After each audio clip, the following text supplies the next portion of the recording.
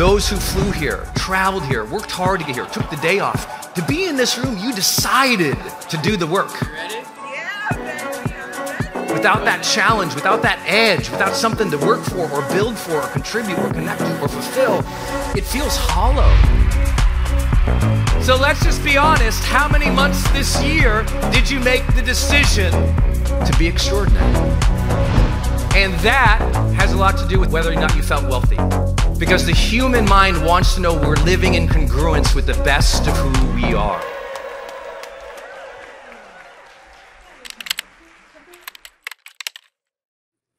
This idea of the wealth mindset, it begins with something I've referenced all year to our Ultra members, to our Growth Day members. The most important thing, the decision. I will keep coming back to that. Those who flew here, traveled here, worked hard to get here, took the day off. To be in this room, you decided to do the work. You decided to live a different quality of life. That is the foundation.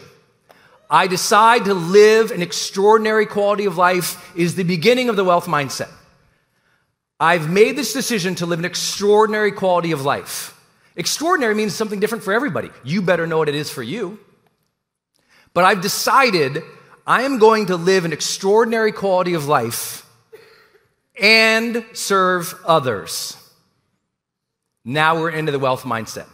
Lots of people have an extraordinary quality of life, but they live behind a gated community. They ain't helped anybody since 1985, and they don't know why they're miserable. It's like, oh, shocking. You take out service and contribution from a wealthy person. They aren't so wealthy, trust me.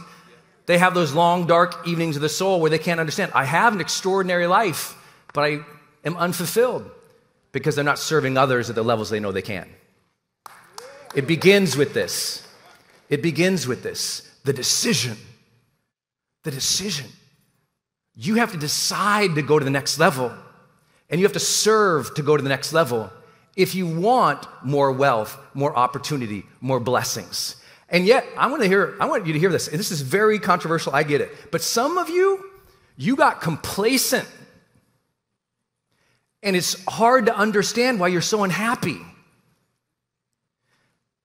What this means is sometimes many of us, we start going through the motions. Even though we got the money, we're just kind of going through the motion every day. You know, it's kind of every day is kind of the same. We don't put more of ourselves or more energy in because why? That's exhausting. And so you've got money, but you're always looking to make life easier. You're always trying to go back to homeostasis. And you've disconnected from that part, like challenge and level myself up. And some people go, well, Brendon, don't tell them that because then they'll burn themselves out. We'll talk about burnout today, but the wealth mindset is very contrary to burnout. But many of you, it's been too easy for a while, and you're like, I don't understand why I have all this, but I'm not happy. But you don't have challenge. And without that challenge, without that edge, without something to work for or build for or contribute or connect to or fulfill, it feels hollow. Full bank account, but you feel hollow. And that's why the decision, as we talk, it's not just to live an extraordinary quality of life, it's to live an extraordinary quality of life and to serve. And I know that's in your heart, or you wouldn't be here. You wouldn't be attracted to Growth Day. You wouldn't be attracted to the work I do. I annoy the get-rich-quick people so bad. They hate me because I always talk about service and contribution. They hate me. They don't even show up at my events. It's why I don't even need a no-asshole rule. They don't even like me. It's awesome. I don't attract them. They never show up. It's amazing. We just don't get them. We get amazing people. We're so lucky. We get so lucky. Tell the person after I shake them, say, you're amazing. So lucky. So let's just be honest. How many months this year did you make the decision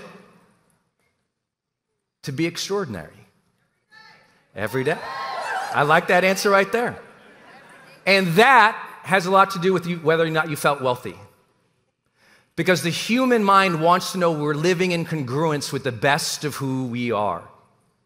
The less often we live in congruence with the best of who we are, the more we feel broke, even if we have material wealth. The decision is to live an extraordinary quality of life, to serve others. And that requires us to be in congruence with the best of who we are. You can't live an extraordinary quality life if you're not living in congruence with the best of who you are. So the simple, elegant, first off suggestion to you is if you don't feel wealthy, revisit, how often am I living in congruence with the best of who I am? Honestly.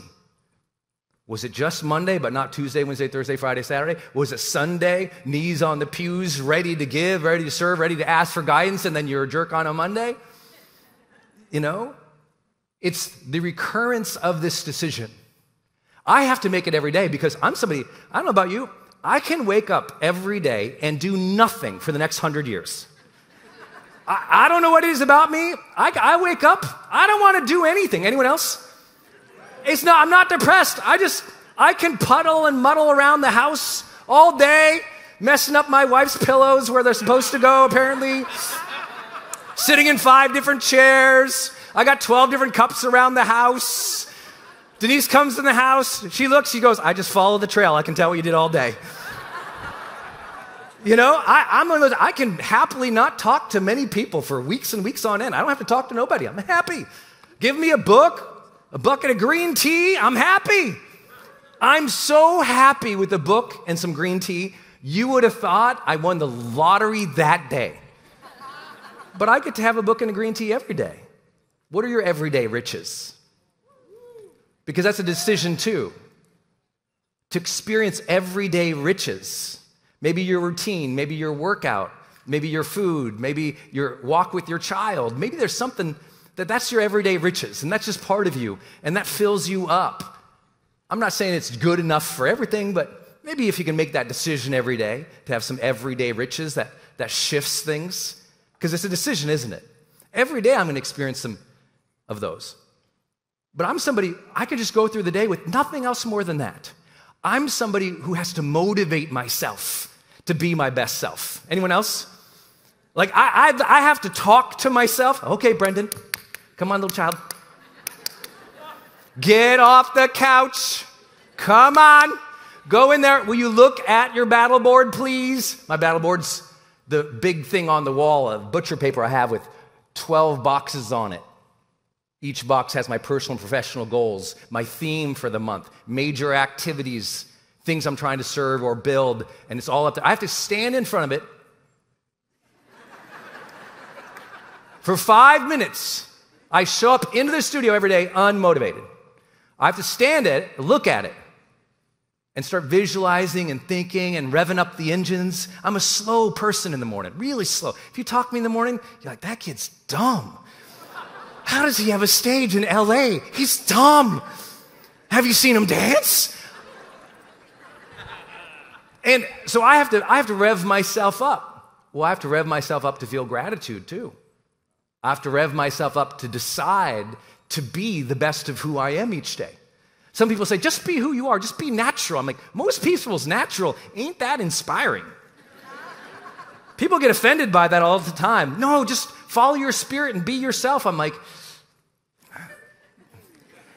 be yourself is a wonderful precept, but we need other rules too.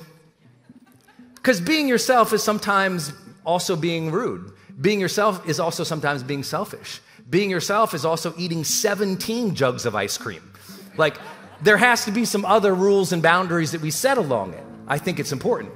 And so I want you to be yourself, but also recognize those parts of yourself that's not your extraordinary part. And if you want to live an extraordinary quality of life, let's level up. Can we level up today, ladies and gentlemen? Everyone put both hands up and say, I'm ready to level up.